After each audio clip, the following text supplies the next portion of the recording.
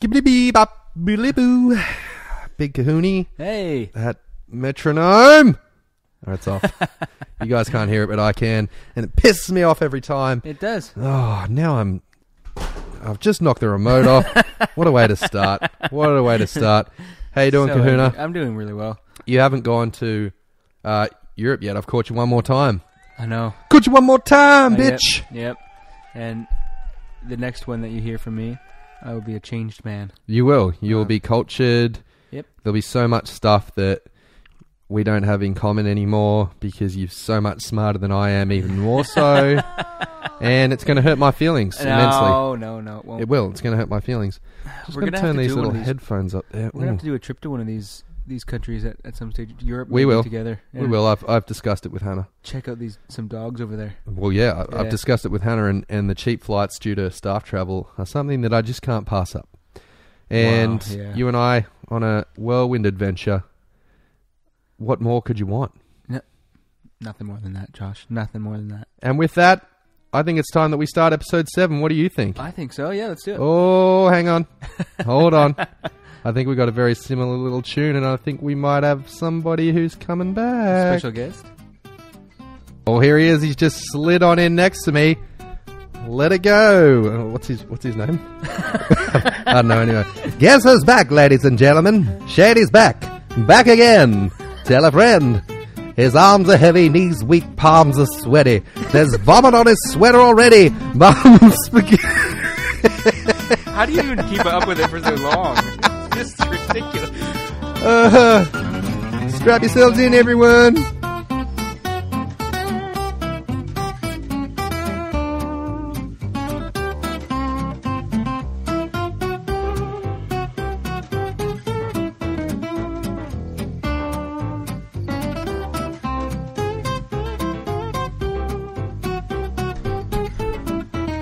Woohoo! Oh, so good. We never have sad intro songs, do we? No, they're pretty happy. They're always pretty jovial and fun.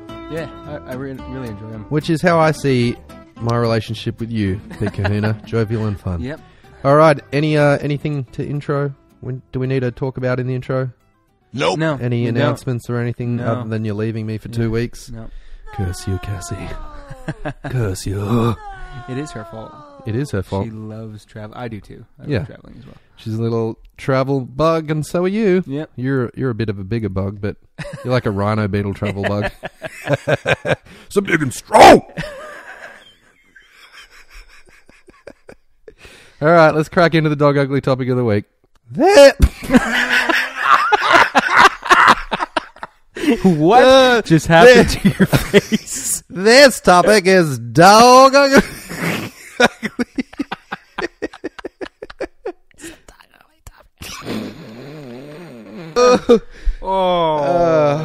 That was not the best. That was attempt. No.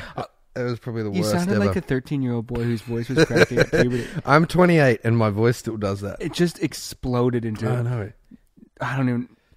I've never heard that sort of sound come out of your face before. I know. I don't even know what the point of living is anymore. We could easily have just cut that out and redid it, but Nah. I I think people need to see that there's a side to me that isn't perfect. And if you haven't seen it already, then now you have. So, but what are we talking about this week, Kahuna? Opposition reflex. Oh, one of my favorite things to talk about. Yeah. So very interesting. Interesting and probably misunderstood. Very misunderstood. I don't know if it's misunderstood or if people just don't know about it. Well, at all. I think people don't know about it, to be honest with you. Yeah, I don't think it's a misunderstood thing. Yeah. I think it's going to be a new word for a lot of people. Delicious soda water. Yeah, very very good chance that it could be a new thing, a new concept to everybody. But this is one of those things that will help people understand why dogs do what they do. E.g., why does the dog pull on the lead? Yeah, another one of those things. But let's just quickly have a quick dabble wabble down here. Come back up here, you son of a bitch. The definition, if you typed it in on Google, the dog's to opposition reflex when it concerns dogs. The dog's opposition reflex is the instinctive reaction to push against a push or pull against a pull. Dogs have a natural resistance to pressure called the opposition reflex. If dogs are pulled in one direction, they will automatically pull in the other direction. The opposition reflex is your dog's natural instinct to resist pressure. Natural instinct. That means that it's like ingrained. They can't. They don't know they're doing it. That's right. They can't help it. They can't help it. They don't know why they're doing it. Yep. And I've seen this. I've done examples of this with my clients as well, where because quite often people will be putting a little bit of tension on the lead, even when the dog is doing the right thing, and creating that pressure, which then the dog learns to oppose. Yep. Right. So I'm trying to teach people to keep that lead loose and keep it relaxed. So That's right.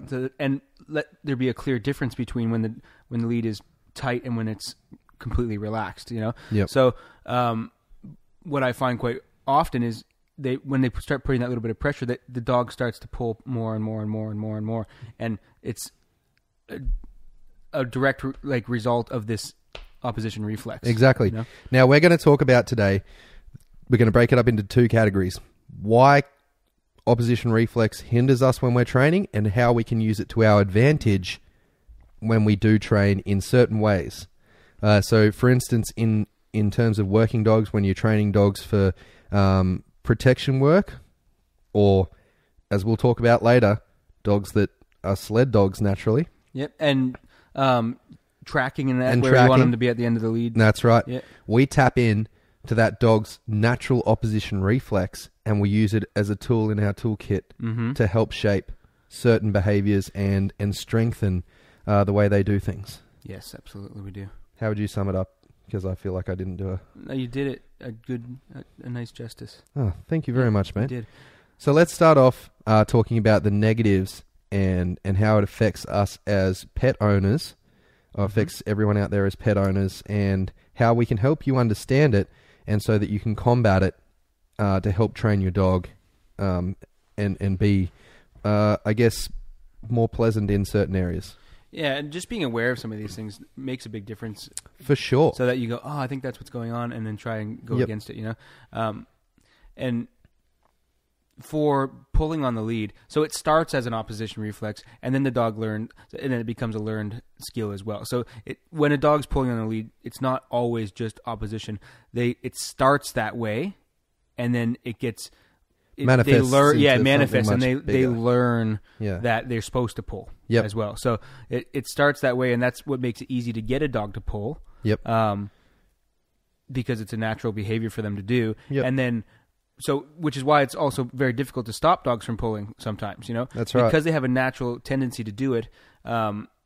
It can be more difficult to stop them from pulling, and the only reason we stop them is because it goes against what we want as humans. Yep. But in a dog's world, pulling, that's totally natural behavior, and it's not a bad thing to them at all.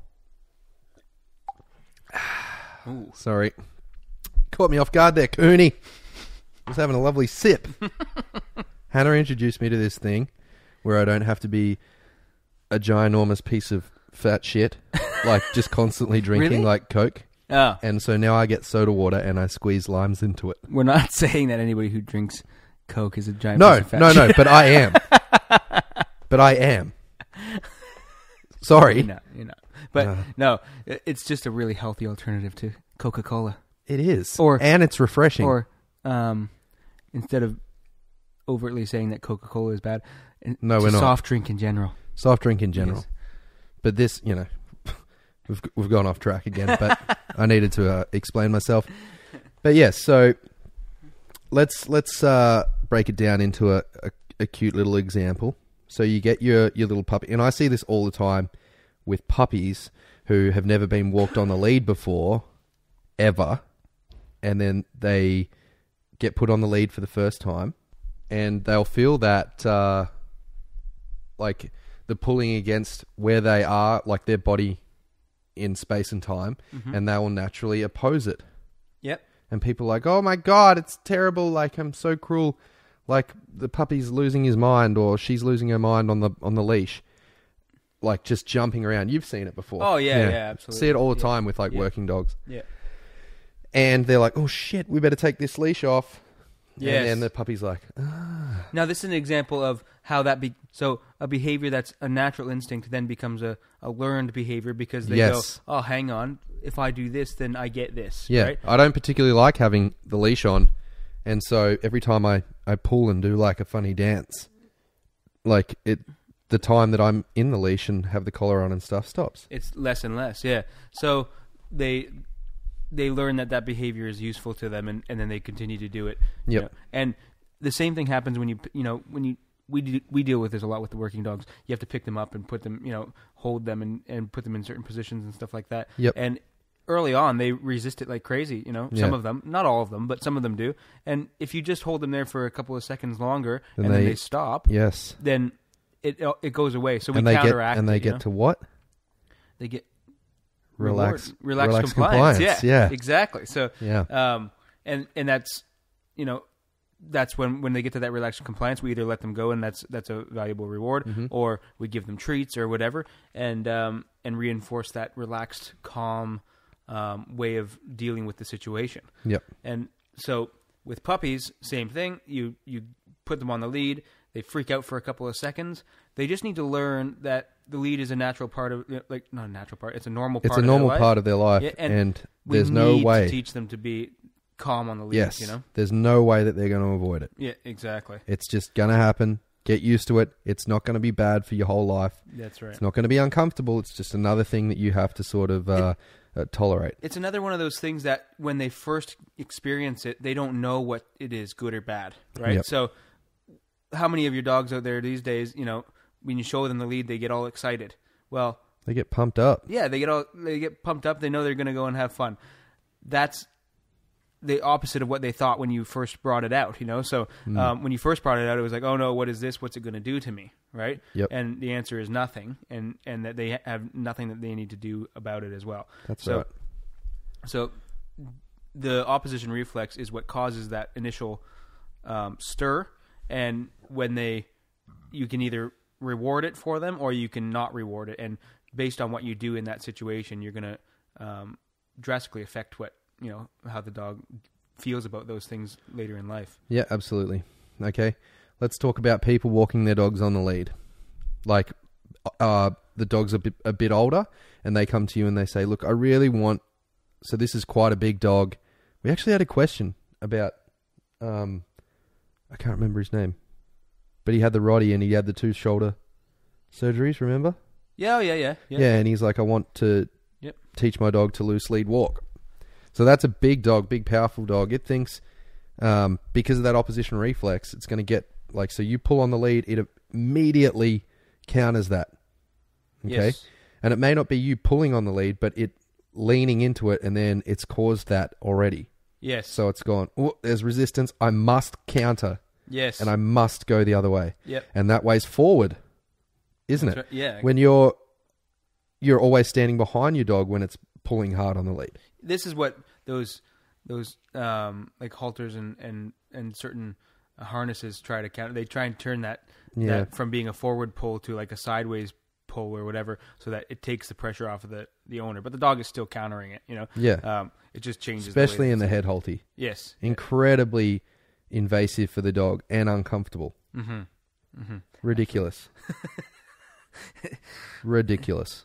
So with the bigger dogs, they've already established, if you have an adult dog and they're pulling, they've already established that pulling. This is how I get success. Yeah, this is how I get success. So it's probably still a bit of that opposition reflex, but I think there's a lot when they get older that it's literally just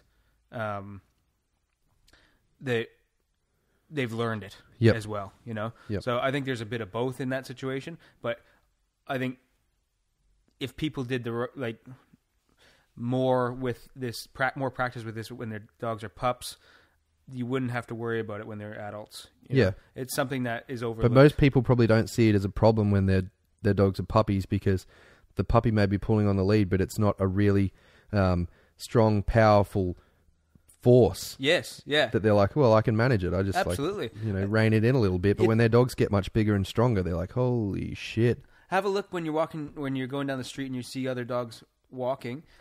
more of the bigger dogs have less pulling than when you see little dogs walking. And I think a big part of it is that when people get a big dog breed, a large dog breed, they know that the dog is going to have problems when they get older. Like if that dog pulls when it gets older, they're going to have trouble. So they are more aware of teaching them to walk nicely on the lead when they're puppies, and you end up having fewer large dogs that are pulling on the lead when they're adults because people are more aware of it while they're puppies. But it applies to all breeds. You know, it's not just big dogs, but people are just more aware that they're going to have trouble, so they practice it more when they're puppies. Sure. You know, this is a topic that you could talk about for a very long time. It is, yeah. But we're just scraping the surface of it so that people can understand it and then go and do their research for themselves. Because, you know, like we said at the start, I don't think a lot of people would understand, A, what it is, and B, what to do about it to start with. But now that you know that that's why your dog pulls on the lead or pulls away from you when you're, you know, trying to put his collar on or something else like that, you can sort of find strategies and put them in place to help manage that. Yes. So in terms of, let's go with the most common one with that we've been talking about, the dog pulls on the lead.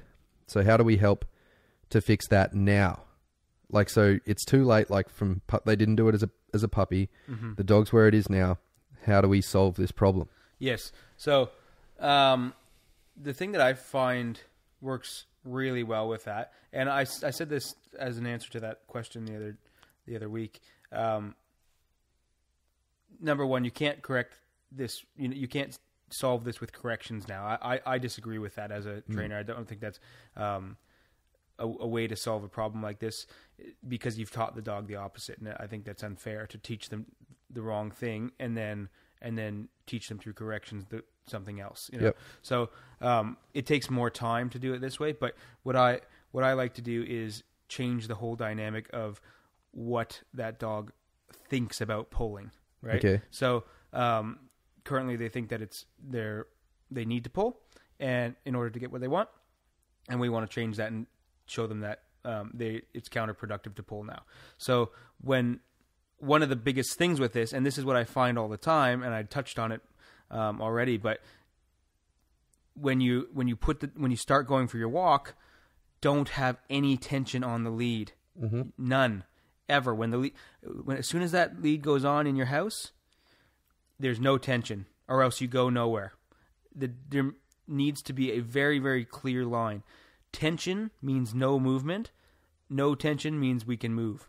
Okay. So you're saying, for example, like I'm just spitballing a question that somebody else might have there. So like, you know, the dog has figured out in its mind, whenever that lead goes on and they hear that click, they hear that clip. Yep. The dog moves to the end of the line. Yes. Yeah. All Almost right. always. Almost always they will. Yeah. Because they think that that's what they're supposed to do. Yep. So what you're saying though is, as soon as the dog does that, you guys don't move. Yeah. You're not moving anywhere. Nowhere. All right. And then maybe take a few baby steps, and then I almost guarantee that the dog's going to be like, all right, we're back on. And then he goes, boop, straight to the end of the lead. Absolutely. Pulling again. And then you stop. Yes. And then you might walk the other direction. Yes. And if the dog gets to the end of the lead there, then you stop. Yes. Okay. So would you say that this effectively is negative punishment on that the dog isn't getting to do what he wants to do? Yeah, it is. You're taking the walk away from him. Absolutely. Yep. It is negative punishment. Okay. Yeah. So the dog wants to move forward. Yep. And we're saying you don't get to move forward, which means we're taking that away from him in order to reduce the behavior of pulling. So we're reducing a behavior, which means it's punishment, and we're doing that by taking something that the dog wants away. We're not giving it a correction, and this is the difference between this is not positive only training, right? This is it seems like it might be because we're not giving corrections, but giving corrections or not giving corrections does not make you a positive only trainer or not. If you're punishing behaviors or withholding rewards, I think anything like that is going to cause a bit of anxiety in the dog, and because they don't know the way to success. Yeah, they don't know why this is happening at the moment, Absolutely. they're going to be stressed. Yeah, that's right. You know? And so anything that causes any sort of stress whatsoever is going to be, to me, considered you're not positive. Yeah, only you're not training. positive only training. I honestly don't know if positive only training actually exists. I don't know if you can classify any training as that, because Oh, no Big matter, Kahuna, there'd be people out there that would argue that it is, that it's real. I know, and it's I reckon you've just poked the bee's nest. it's. They're going to come after you and sting you on the. I like the idea. nipples. I like the idea of it. I like the idea of now force free. They've a lot of people are using this word force free. Yep. And I like that idea. So do I. Right. I like that. That is stopping saying the positive only. You know, you're not saying positive only, because force-free trainers still use negatives. They still use punishments and things, and there's still stress related in those situations. In the dogs.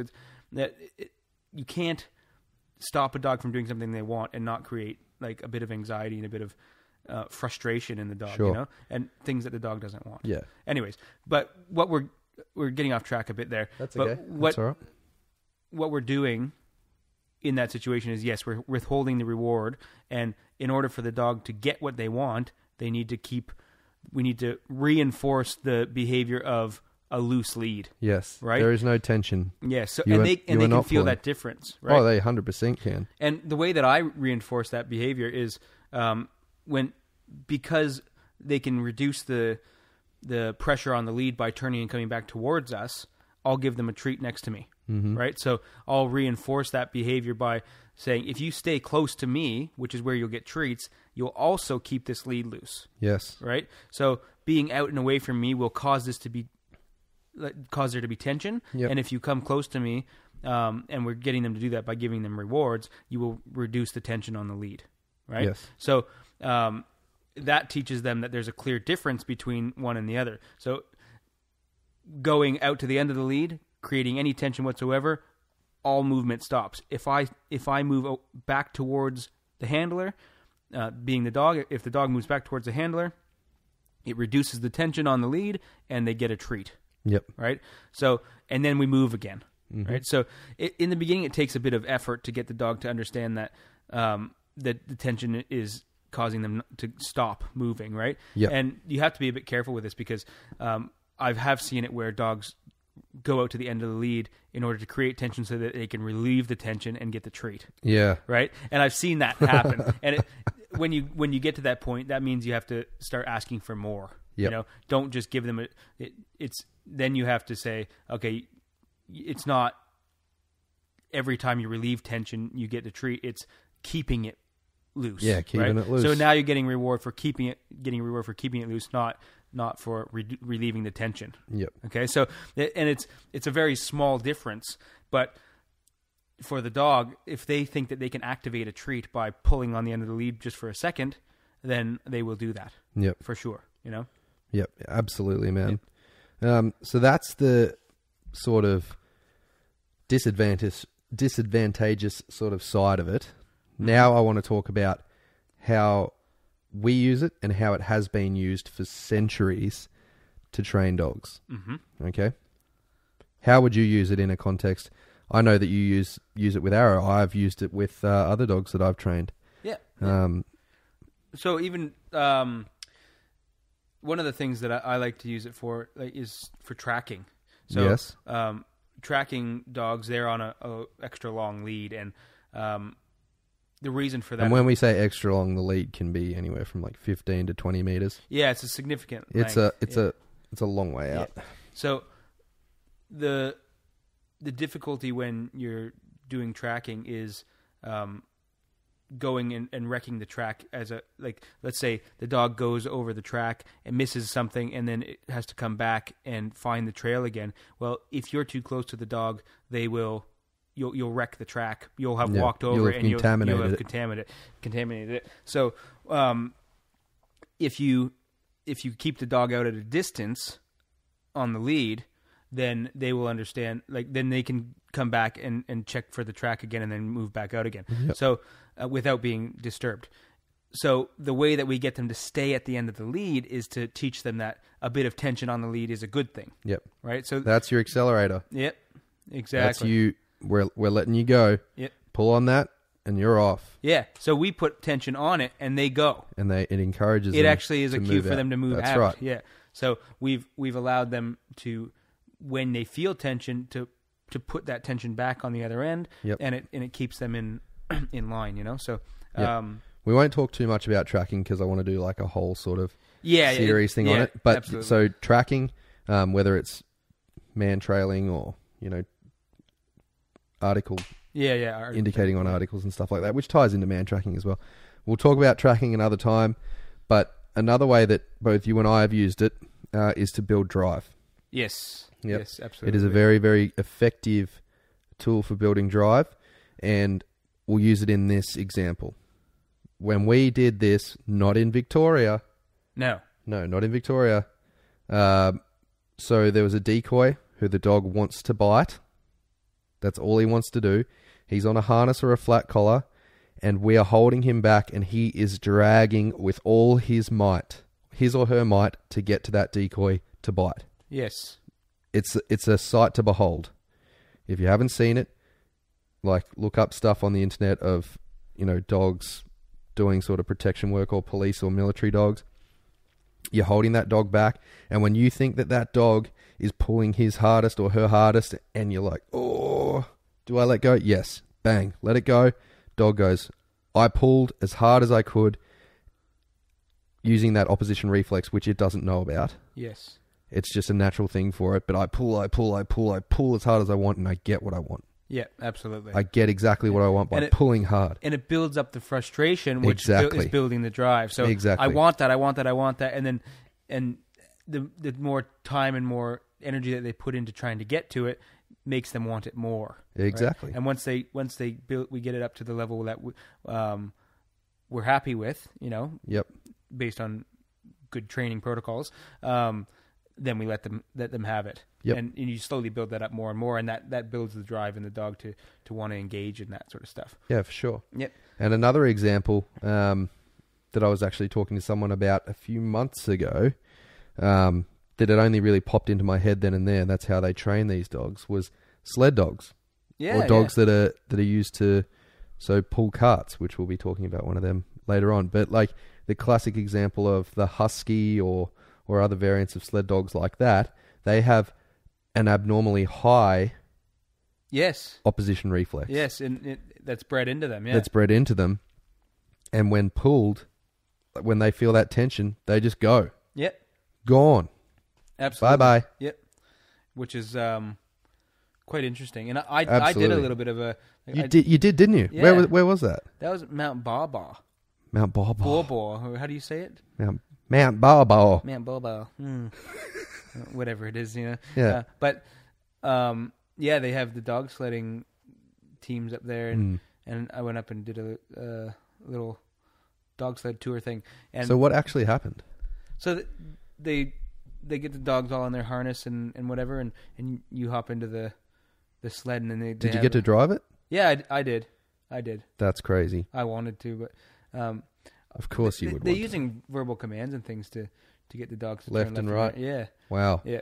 So what would they use which is what I use for Joe when he's off lead, and I know it's not the same. Yeah. But I want him to stay in. I can't remember parameters. what the words were, but it was like "ha," was one of them, and something else was another one, and then they had another word for stopping, and the two in the front were the lead dogs, so they were the ones that were controlling the direction. And, wow! And then they had so the team that is fascinating stuff. Yeah, and then the dogs closest to the sled were just the work horses that would just pull. I've invited myself to your family's house in Canada. Yes, good. And when we take Dog Ugly Dudes Talking Dogs to Canada, one of the things that we're going to do is go and find a sled dog trainer. Absolutely. We're going to do it. Yep. My cousin actually used to have a husky, and I used to be real close to all my cousins. Like, we used to live in the same area, and like on the same block, I guess, in the country. Yep. And my cousin had a husky that he got a little sled for it, and he used to get to pull him all over the place. Holy That's moly. so cool. It was awesome. Yeah. It was really, really cool. Yep. And he had like a cart for the summertime so that it would pull on wheels, and then and so that's how he'd exercise his dog. It was pretty slick. Yeah. How good is that? Yeah. Yeah. Did he have it so that he could control it directionally? No. Control the dog directionally? No, it just did what it wanted. I don't know. To be honest, I was too young to understand what was going on. He was pretty. He was the same age as me, a little younger actually, and he just loved it. Yeah, he just absolutely loved it.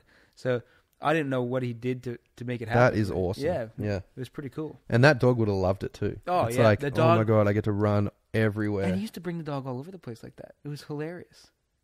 It's How really cool. Yeah, really, really cool. That is amazing. Yeah, so we'll definitely get in touch with somebody over there. We might even be able to get somebody from one of these places over here. Yeah, absolutely. There's a bit of that going on, actually. They have, like, even in the summertime here, they have dog sled races and stuff. Amazing. Mm-hmm. We will definitely get on that. I didn't even think to ask the people here. Yeah. Yep. Wow. Absolutely. Yeah, so how should we summarize opposition reflex then? The good and the bad? Yeah, well, with anything in dog training, if you're talking about dogs' natural instincts, you can use them for good and for bad. You can use them to, well, not for good and for bad, but you can use them for things that you want and they sometimes will be things that you don't want. So with opposition reflex, for domestic purposes, we almost never want it. Yep. Almost never. But for for working purposes, there's plenty of uses for it. And the best way to reduce it is to work on it as a very young dog, right? So shape it into what you want as a very young dog, like a little puppy, and show them that it's never really useful for them to oppose what you're asking them to do, you know? So again, it ties in, I guess, to the contextual learning that we spoke about in the last episode. Absolutely, you know, yep. Maybe your dog's allowed to pull in some places like arrow, and then that sounds a bit weird. He's not allowed to. Yeah, he can pull on the flat collar. Yeah. In some places, and other times he's not allowed to do it at all. Yes. Yeah. So there's no reason that you can't have your cake and eat it too. Actually, he's always not allowed to pull on the flat, or he's always allowed to pull on the flat collar. Always. Doesn't matter where. But he's not at. on the martingale. Yes, that's what I meant to say. Sorry. Yeah. Not on the martingale. So there you go. Alrighty. That's a bit about opposition reflex for you. That was real fun. A bit of that. That was real fun. I feel like we're going to talk about this a lot more in future episodes to come. You know what's funny about all the topics that, like, I'm noticing as we say things, there's a lot of overlap a lot of things tie into each other. Yeah. And I know that, but when I start saying it, I go, okay, that's exactly. I was just like, ding. Yeah, that's another one of those. That's another one of those. So I think the more you listen, the more you'll make connections about the different training. Like, all the different things that we're training are all very, very similar approaches, you know? Yep. If you don't want the dog to do it, don't let them get to rewards. Don't let them do things that are going to get them rewards. If you do want them to do it, reward them for doing it, you know? That sort of stuff. So yeah, like in the end, dog training's not rocket science, but it can be so much harder than that. Yeah, absolutely. Yeah, if you let it. Yeah, absolutely. You know? Actually, that's probably not true. Like, rocket science is probably really, really hard. For some. For some.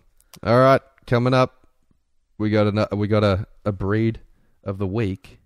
We got a particular breed that is quite ties nicely into this, doesn't it? Ties nicely into this. So sit yourselves down. I don't know what breed that it could be. Maybe a whippet or a small Bichon Frise. But if you stick around, you will see. 'Cause it's time for breed of the week. I don't know what breed that it could be. Maybe a Labrador or a BSMG. But if you stick around, you will see. 'Cause it's time for breed of the week.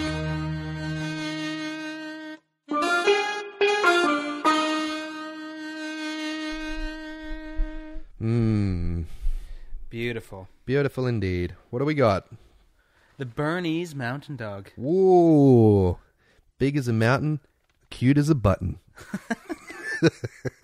That's not its official slogan. No, they are pretty beautiful looking dogs, though, aren't they? Yeah. One of Han's best mates, Charlotte, who's getting married to Jack Viney, captain of the Melbourne Football Club. They have a Bernese Mountain Dog. Oh, yes. Yeah, big one. I can't remember his name. But he is huge. Yeah, right. He's a monster. They're massive. So, I mean... Well, do you want to hear some history about it? Yeah. You little bitch. Oh, son of a bitch. All right, so the Bernese Mountain Put me down, Josh. You always put me down. It's when the thing's rolling that you don't put me down. All right. The history, a brief one. So this breed of dog originated in Switzerland and is one of 4 tricolored varieties of Swiss mountain dogs. Did you know that? There's 4 of them. Yeah, but this is the only one that has like the long fur, Yes. isn't it? Do I know that and you didn't know I knew that? No, I knew it, but you read my mind. If you could read my mind. I've looked these dogs up before. They're pretty cool. They are pretty cool. Yeah. They're massive. Like, a ridiculous amount of grooming would go into it, I reckon. Yeah. They remind Could be me wrong, of... though. You know what they remind me of? What? Golden Retrievers. A little bit. In temperament. Like, yes. You know? Yeah, they're super like... Doopy scoop scoop bop bop doo boo boo. Yeah, all day, every day. Yeah. No messing around with being grumpy. They're always happy. Yeah, I love it. Maybe we'll incorporate this breed into our Australian household breed. Oh, yeah. A pug. Could you imagine a pug mixed with one of Oh, anyways. The Bernese Mountain Dog was bred to be a draft dog. In my notes here it says deaf dog. Well, that's not that's right. a typo. Yeah, but it was bred to be a draft dog, which is also known as a dog that's primary working role is to pull items around in a cart. Ah, that ties in pretty nicely to this opposition reflexing. Yes, because no doubt they would have used opposition reflex on these dogs to get that done. So they were using dogs to pull things. Yes, well, poorer farmers in the Swiss Alps region would use these dogs. So when they'd drove their cattle to the mountainous areas for the summertime so that they could graze, they would use these dogs to cart certain items for them because they weren't well off enough to afford draft horses. Yeah, right. Yeah, or minivans. Or minivans. Yeah. No, they definitely didn't have enough money for a minivan. They didn't have that money. Weren't they also like herding dogs as well too? Yeah, they were herding dogs. So did they use them to move the cattle and then use Yes, them? so they were a versatile dog. That's Back pretty then, fantastic. it seems like people wouldn't tolerate the fact that dogs could only do one thing. They had to be a they had to be a bit of a utility. It's pretty incredible. Had to be able to play centre half back, maybe run through the middle a bit. You have no idea what I'm talking about, do you? I think you're talking about some sort of sport. I am. I'm talking about Australian rules football. Oh, well. Yeah. But, it was also used as a very capable watchdog and all-round farm dog. Mm-hmm. Many historians claim that the breed originates from that of the Mastiff-type dogs that the Romans had brought to the area and native flock-guarding dogs in the valleys of the Swiss Alps. They bred together. Right. Yeah. So there was dogs in the Swiss Alps, and when they brought their Mastiffs in, they bred them with it, and that's what caused... Okay, interesting. Mm-hmm. Yep. Fossilized remains of dogs, which were possibly Bernese mountain dogs, dating back to 3000 BC, have been found in Switzerland. That is madness. 3000. That's like before wolves. Yes. Yeah. And even older than, way older than Jesus. Yeah. Jesus, you got nothing on the Bernese. No, it's not older than wolves. It's not. Yeah, it's definitely not. I don't want someone to take that and... Yeah, don't think take that as a fact. Yeah, that was just Steve, joking around. A 17th century painting depicts a farm dog which looks very similar to a Bernese mountain dog. The Bernese mountain dog that we know today can be traced to an area called the Durbach region, which is south of Bernay. Okay. Yep. Or Bernay, whatever it is. So when the dogs pulled their carts, they were often carting milk, cheese, and various other delights that the poorer farmers who couldn't afford draft horses needed to transport, like we spoke about. Wouldn't you be so frustrated as one of those farmers that... Why do you get to carry the cheese? They're creating all this delicious cheese, but they couldn't afford to actually have it themselves. Yeah. Oh, that'd be so awful. Yeah. I would be a blue vein cheese farmer. Yeah. Or maker. I don't think they farm blue vein cheese. That's why we don't have a podcast about cheese. Yeah, well, we will. Whenever I eat blue vein cheese, it gives me such a headache, but it's so delicious. Why does it give you a headache? Because, it's, I don't know. It's just like cheese is You might be allergic. Could be. I don't get a headache. People call it camembert, but I call it camembert. Same as like people pronounce Vegemite. You know, why do they call it the Yosemite Valley? It's Vegemite. Oh man! Oh, off on a tangent. Here we go. Big time tangent. Tell us a little bit about its physicality. All right, so there's a couple of things. Or just tell us anything. I'll tell you one thing. Okay. They have quite a nice temperament, so they're affectionate, loyal, and intelligent. Have you trained many of these dogs? No, I haven't trained many of them. Mm. I don't know if I've trained.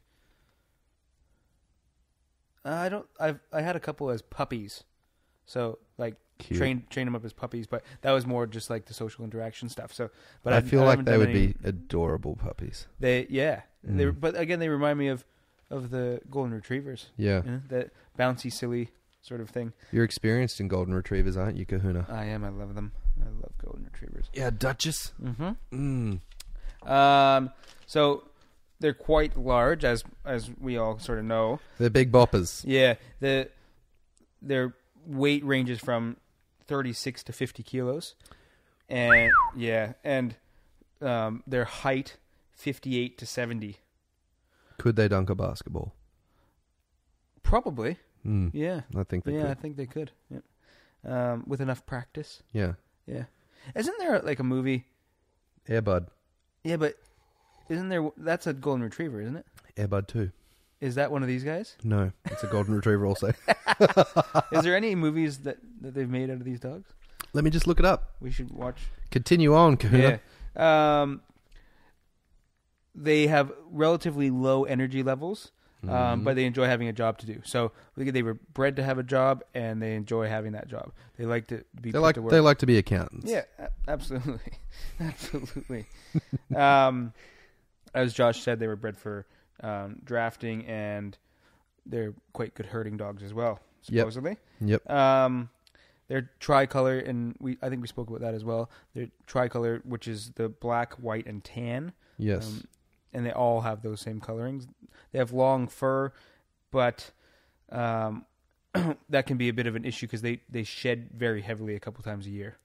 They don't shed a lot in between, but they molt a couple times a year, which is I know all about that because Arrow does it, and it is so ridiculous. Like the amount of fur that comes off that dog is incredible. Yep. The other thing is they don't live very long.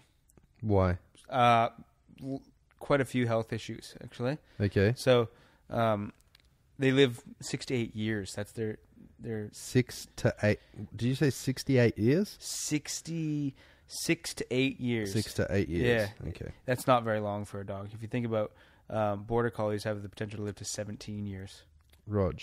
That's incredibly different. Holy dooly. Yeah. That's quite a disparity. Yeah, and they often have joint issues and are susceptible to bloat. If anybody doesn't know what bloat is, it's when a dog, like their stomach turns inside them.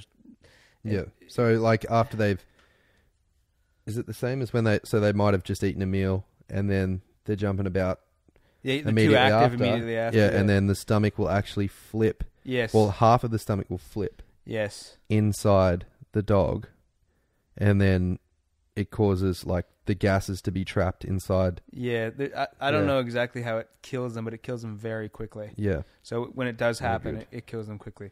But you can get like you can get procedures done. You can get proactive surgeries. Yeah, exactly. Yeah, absolutely. So that it doesn't happen. Yeah, I think they do something to fix the stomach more securely in place or whatever. But it's always a good idea to let them have about an hour of rest after they've eaten.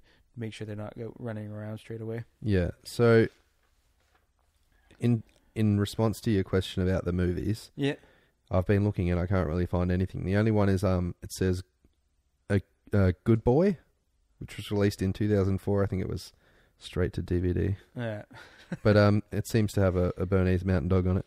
There's a picture back here of James Bond Goldfinger with a Bernese Mountain Dog on it. I'm pretty sure he wasn't involved in the movie. I don't remember at least. 007, Goldfinger, Bernese Mountain Dog vintage movie style poster canvas print. That's All probably right. a bit of a novelty thing. Yeah, there you go. Yeah. So, All right. not very into the Hollywood scene. No, they're not. Okay. Not that far into it. Interesting. It would seem. Well, so I guess the question is, are they a good breed to get as a family pet? And I'd say not bad. You know, they're quite good around kids in that. As long as you're willing to deal with the fur all over the house. Yep. And give them some work to do. They can be quite a reasonable pet. So, yeah, I think I'd probably recommend them, but make sure you're getting them from good breeders. Yeah, exactly right. Make sure that you're trying to find ones that the parents have good history in terms of, you know, whether or not they've got health defects or something like that. Just look for good genetics. Yeah. Yep. Exactly. Yep. Alrighty. So that's old Bernie, the Bernese Mountain Dog, everybody. Very good. Yeah. You know we haven't got one breeder on yet, aside from Alex, No, we'll get to another talk one. about their respective breeds. Yes. We should try. Yep. Is that a car coming up the driveway? No. No, it's not. Might be out on the street. Yep. All right, coming up, we got the mailbag with Big Kahuna. It's question time for Big Kahuna. Like why does little Fluffy always shit on my doona? Why she bite my girlfriend when I'm trying to spoon her? And all these questions and more on Big Kahuna's mailbag.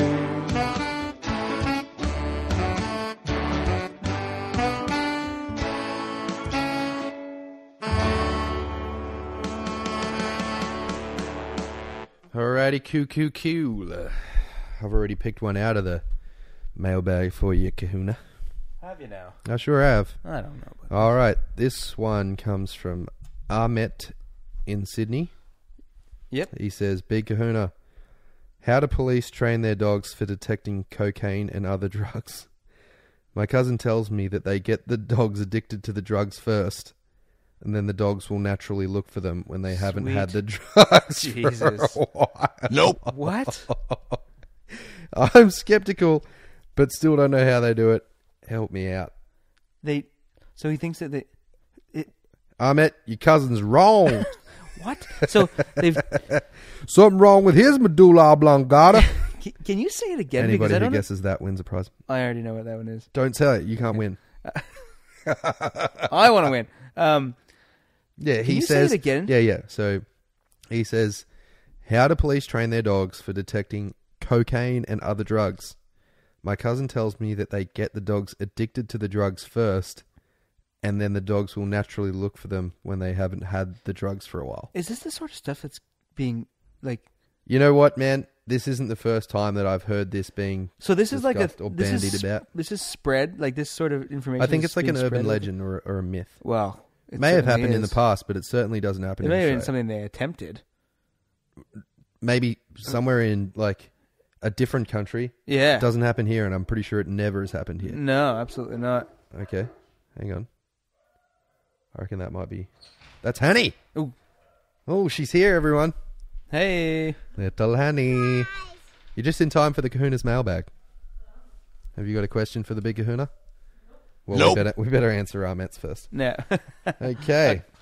So, how do they train their dogs for detecting cocaine and other drugs, Kahuna? Well, it's certainly not by getting them addicted to it, and that would be, that's Against, it's ridiculous. yeah, it's just ridiculous. it's ridiculous. So the way that You're not ridiculous, Ahmet. The question that the idea the question is a good The question that you but asked but your cousin has led you down the wrong he's let wrong you down. avenue. Is what he's done. Yeah, he's let big you time. down. So no, nothing like that at all. What we're doing these days with the drugs and most scent detection in any working role, the dogs love a particular game, and we explain to the dogs using our training methods that the only way you get this game is to find target odor. Yeah, we associate the fun times with that particular odor. That's right. And that odor can change, and it changes regularly. In particular with the police, they're regularly updating the odors that the dogs are on because they're always changing. So the drugs, Exactly. as the drugs change, they take the new street drugs and they put that in as part of the dog's repertoire. Exactly, because cocaine is not always the same. Well, cocaine doesn't give off a very pronounced... Cocaine is almost undetectable. Yeah, undetectable. So they're not training them for cocaine. They're training for the things that are mixed with cocaine. Yeah, the cutting agents that Yes, they're using in the... I don't know if we should be telling people this because, we're gonna. The reason that you can, the reason you can say this is because there's always going to be cutting agents. Exactly. Nobody's selling cocaine that's pure. Yep. That might be what you get into the country from wherever, Yep. Mexico, but nobody's selling pure cocaine on the streets. It's just so there's always going to be things that it's being cut with, and that changes. Mm-hmm. So as it changes, the dogs get updated on what it is, and then those things are added to their repertoire. But what they get as a reward is not the drugs. That's right. They don't get the drugs. In fact, when the dogs find the drugs, they quite often want them to have a passive indication, which means don't interact with it. Yeah, do not touch it. Yeah, because it wrecks crime scenes and things. Yep. So they want to be able to keep the crime scenes as pure as possible, and so that they can do forensics and find out more about what was going on there. Exactly. Same thing goes for dogs for explosive detection work. They're not just primarily trained on, say, plastic explosive X or whatever, whatever you want it to be. It's a number of things that go into, especially when we're talking about homemade bombs or IEDs. Mm-hmm. A heap of different things that go into that. So maybe electrical wire, detonator cables, stuff like that. But yeah, that the dogs aren't getting. They don't get to play with bombs or. It's actually a really good, a really funny bit on a show called Come Fly With Me. Yeah, so I've not seen this show. Yeah, it's the guy who does Little Britain. Oh yeah. Well, the guys. So he's a dog handler at the airport, and he's talking about his English Springer that does all the bag work and stuff. Right. Yes. And he's like, for a reward, I'll give her a little bit of crack. There you go. Loves it. Wants to keep working. So maybe that's where it comes from. But yeah. Dogs certainly don't get rewarded by getting to smoke meth or no. It's just ridiculous. Yeah, it is so crazy. Just ridiculous.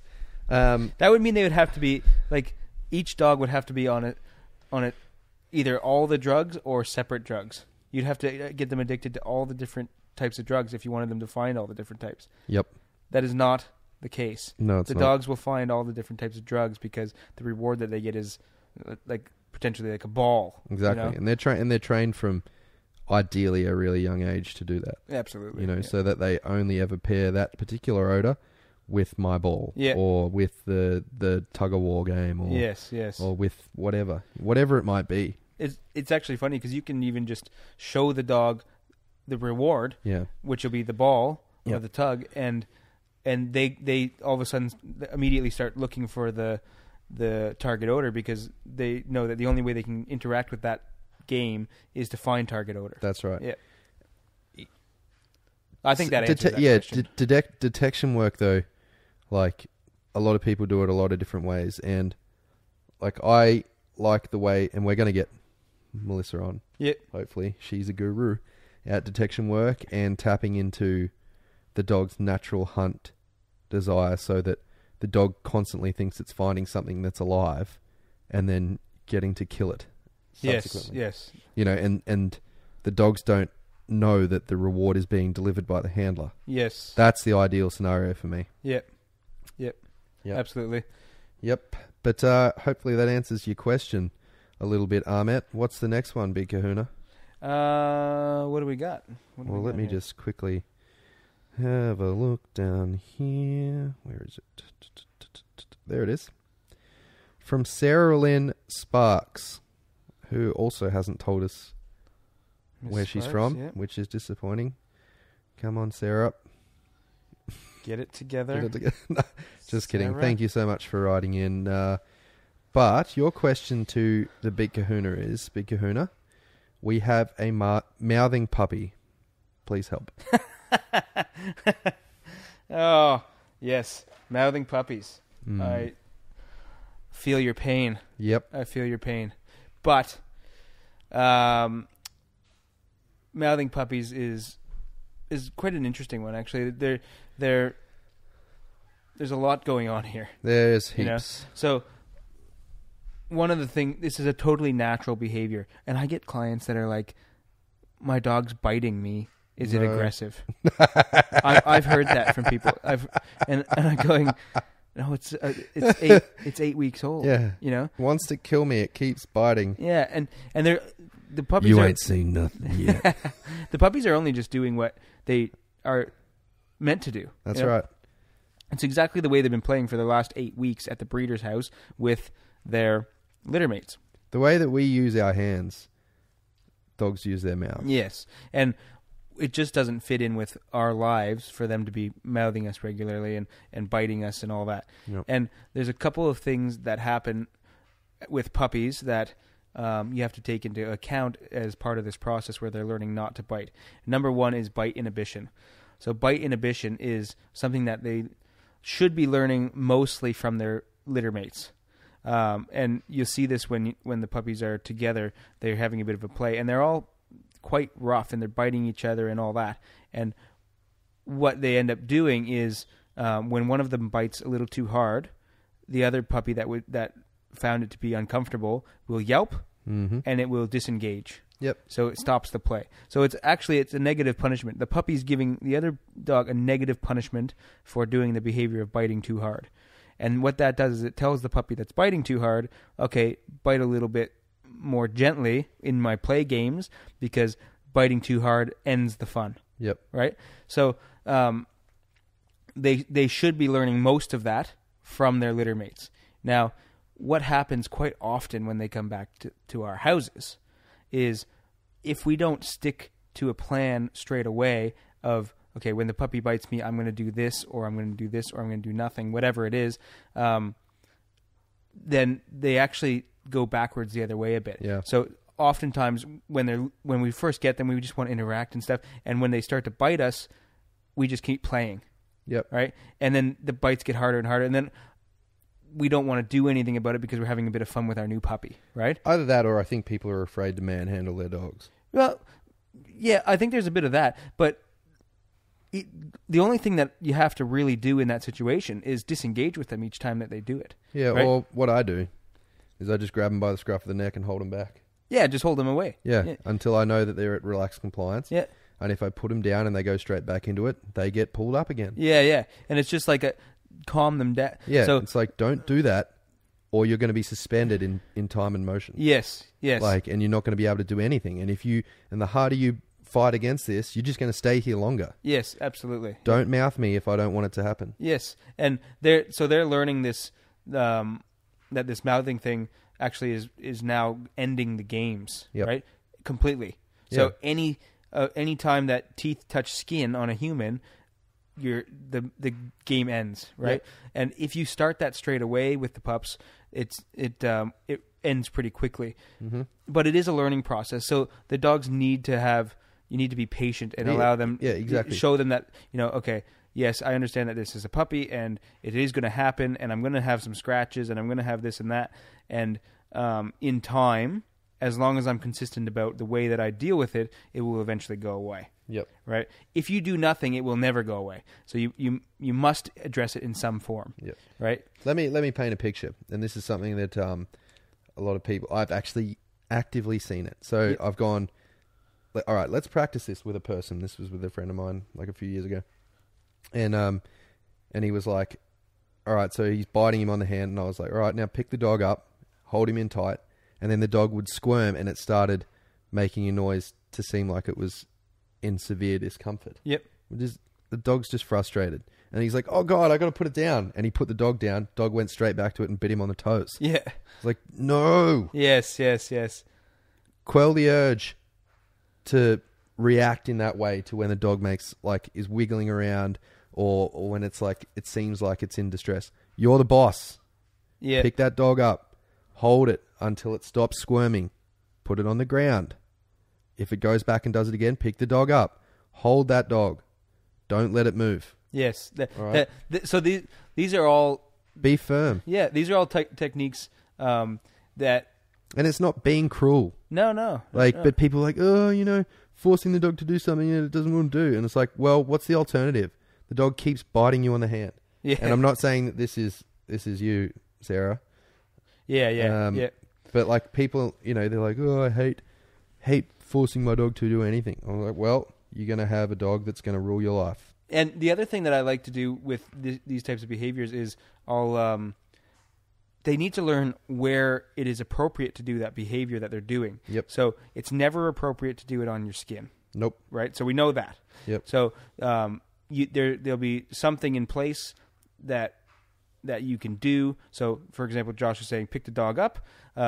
If what I start with when I first get a puppy, the mechanism is you're using negative punishment. Yeah, that's right. Every time. Yeah. So what I start with is I mark it by I'll actually yelp myself. So like as if the puppy were to do it. So as soon as they touch your skin, you make that high pitched sound as well. Or I go ah.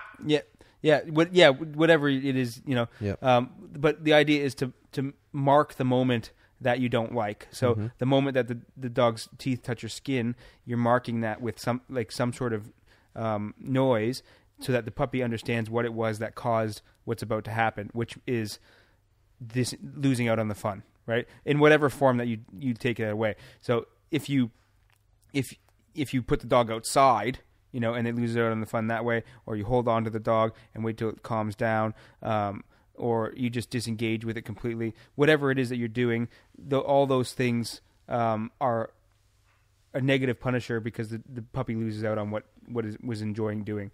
Now, once you get that happening, the puppy will realize that the only way to interact with you is to keep its teeth off of you, but you have to reward them for the other behaviors that they're doing, because they might find that the best way to interact with you, the best way to get an interaction with you, is to try and bite at your feet and that sort of stuff. So if you give them toys and things and they start interacting with the toys, go and play with them when they go and interact with those toys. Show them that you can get me to interact with you using these things, these other objects, rather than the things like my skin and my socks and this and that. Yep. It gives them an alternative thing that they can do, which is acceptable, right? Mm-hmm. So you start playing tug games with them instead, and then they realize, okay, every time I bite your skin, no game happens, and in fact the fun all stops. If I grab this tug toy and I bring it over to you, or I play with it over here, you'll actually come to me and play with me. Right? So you have to give them a reason to do something else as well. Yeah, absolutely, man. So maybe that can help you. Hopefully. I think give it a try. But first and foremost, be firm. Don't be afraid to be firm. Yeah, it's just doing, giving the dog clear lines. Yeah. Just clear lines. You're the boss. The more the more clear you are about the lines, the better. Yep. Yep. Yeah, and you're the boss. That's right. Yeah. The dog isn't the boss.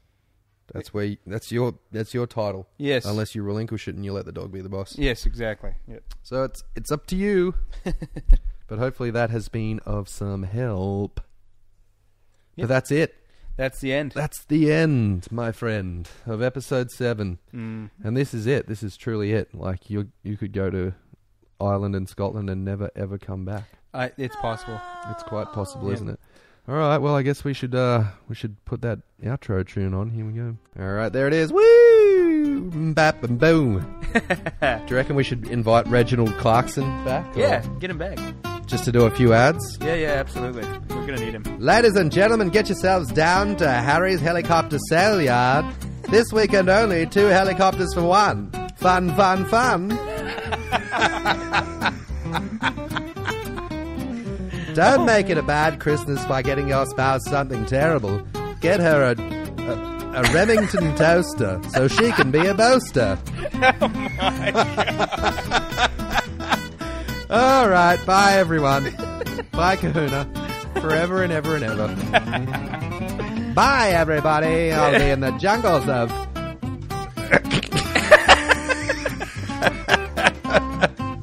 Cheers.